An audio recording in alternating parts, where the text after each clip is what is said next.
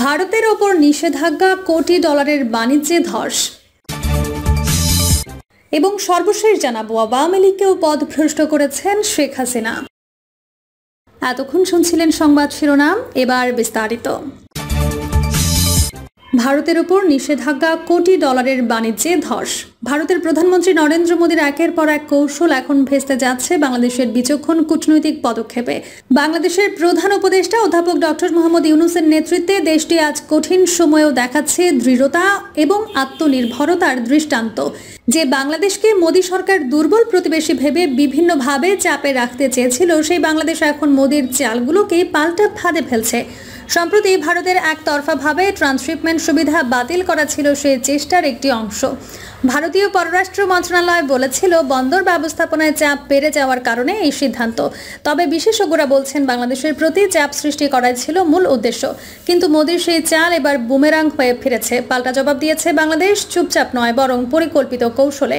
ভারত থেকে বাংলাদেশে প্রচুর সুতা আমদানি হতো, যা ভারতকে বছরে কোটি কোটি ডলার আয় এনে দিত। এবার সেই আমদানির ওপর নিষেধাজ্ঞা জারি করেছে বাংলাদেশ। এতে ভারতীয় বাজারে বড়সড় ধাক্কা লেগেছে। তবে বাংলাদেশ স্পষ্ট জানিয়ে দিয়েছে, এই নিষেধাজ্ঞা ভারতের বিরুদ্ধে নয়, বরং দেশের স্থানীয় শিল্প ও উৎপাদকের সুরক্ষার স্বার্থে নেওয়া হয়েছে।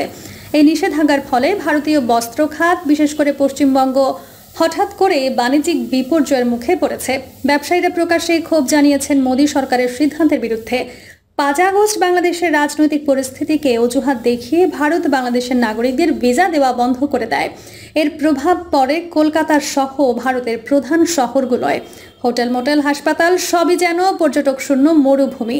বাংলাদেশে পর্যটক ও চিকিৎসা সেবা গ্রহণকারীরা না থাকায় কলকাতা, দিল্লি, চেন্নাইয়ের ব্যবসায়িক প্রতিষ্ঠানগুলো মারাত্মক ক্ষতির মুখে। বাংলাদেশ আর ভারত নির্ভর বাণিজ্য চক্রে সীমাবদ্ধ থাকতে চায় না। তাই এবার দেশটি আঞ্চলিক অর্থনৈতিক অংশীদারিত্ব চুক্তি এ যোগদানের আগ্রহ দেখিয়েছে। এই জোটে আছে চীন, জাপান, দক্ষিণ কোরিয়া, অস্ট্রেলিয়া সহ বিশ্বের 15টি প্রভাবশালী দেশ, যারা বিশ্ব অর্থনীতির 30% নিয়ন্ত্রণ করে।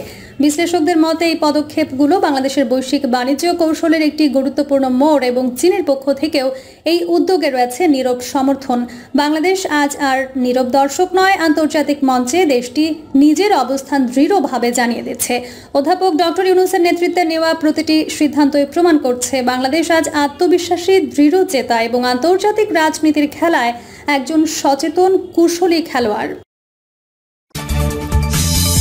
আওয়ামী লীগকেও পথভ্রষ্ট করেছেন শেখ হাসিনা। 1949 সালের 23 জুন মাওলানা ভাসানীকে সভাপতি এবং শামসুল হককে সাধারণ সম্পাদক করে গঠিত হয়েছিল আওয়ামী লীগ।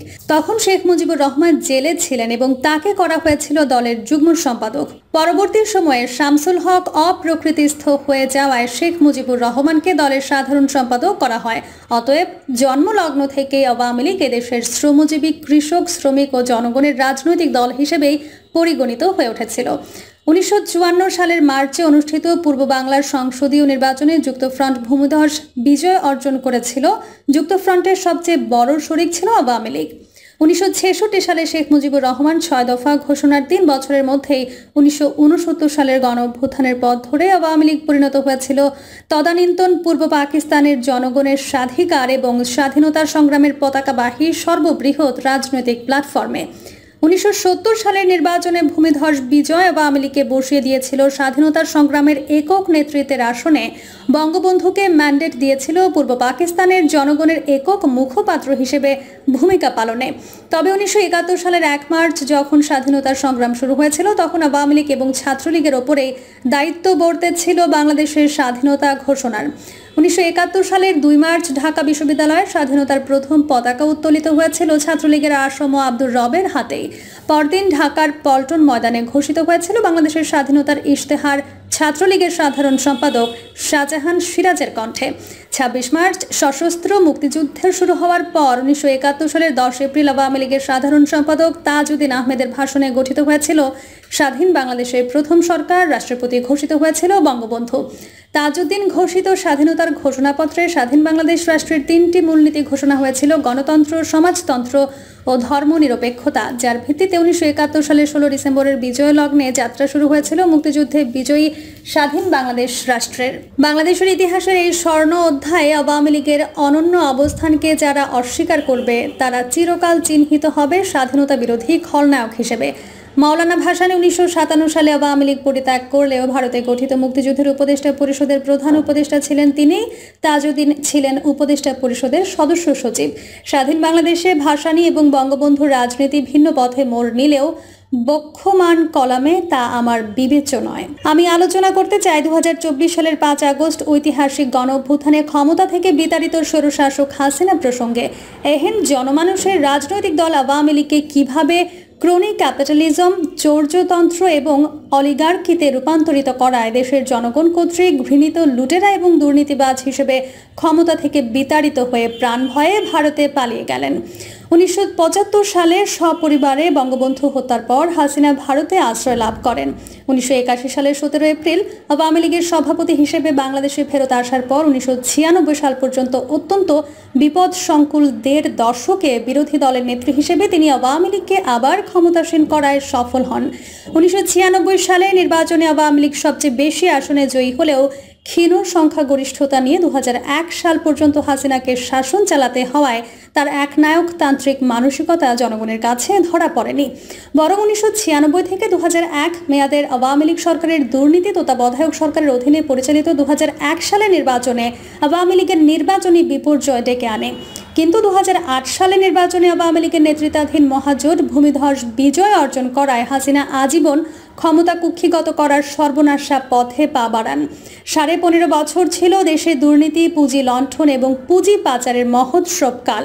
এই পুঁজি লুণ্ঠনের কেন্দ্রে ছিল হাসিনার পরিবার ও আত্মীয় স্বজন, এস আলম, সালমান এফ রহমান, সামিটের আজিজ খান, বসুন্ধরার আকবর সোবহান, ওরিয়ন গ্রুপের ওবায়দুল করিম ও নাসা গ্রুপের নজরুল ইসলাম মজুমদারের মতো লুটেরা, অলিগার্ক ব্যবসায়ী এবং হাজার হাজার লুটেরা রাজনীতিবিদ, ব্যবসায়ী ও দুর্নীতিবাজ আমলা। শুধু হাসিনার পরিবার, আত্মীয় স্বজন এবং অলিগার্ক ব্যবসায়ীরাই নয়, আওয়ামী লীগের প্রায় সব মন্ত্রী, সংসদ সদস্য ও উচ্চ স্তরের নেতাকর্মী কোনো না কোনোভাবে দুর্নীতি, পুঁজি লণ্ঠন এবং পুঁজি পাচারে জড়িয়ে গিয়েছিলেন। হাসিনা আমলের 1 নম্বর সমস্যায় পরিণত হয়েছিল পুঁজি পাচার। ভাসানীর আওয়ামী লীগকে হাসিনা দুর্নীতি, বেধড়ক পুঁজি লুণ্ঠন এবং পুঁজি পাচারের লীলা ক্ষেত্রে কিভাবে পর্যবসিত করলেন। 2018 সালের ডিসেম্বরের রাতের ভোটের প্রহসনের মাধ্যমে সংসদে আসা সদস্যদের 61.7% ছিলেন ব্যবসায়ী। 2024 সালের 7 জানুয়ারি অনুষ্ঠিত একতরফা নির্বাচনের প্রহসনে ওই ধারায় কোনো ব্যত্যয় ঘটেনি। 2019 সালে দেশের অর্থমন্ত্রীর চেয়ারে বসানো হয়েছিল একজন লুটেরা আদম ব্যাপারীকে, কিন্তু প্রকৃতপক্ষে দেশের অর্থনৈতিক নীতি নির্ধারণের সবচেয়ে শক্তিধর ব্যক্তিতে পরিণত করা হয়েছিল দেশের সবচেয়ে বড় ঋণ খেলাপি সালমান এফ রহমানকে। তাকে বানানো হয়েছিল প্রধানমন্ত্রীর বেসরকারি বিনিয়োগ ও শিল্প উপদেষ্টা। তার মালিকানাধীন বেক্সিমকো গ্রুপের খেলাপি ঋণ 50,000 কোটি টাকার বেশি।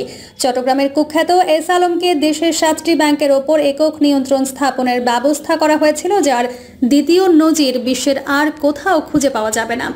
এস আলম ওই ব্যাংকগুলো থেকে কমপক্ষে 1.5 লাখ কোটি টাকা আত্মসাৎ করে বিদেশে পাচার করে দিয়েছেন।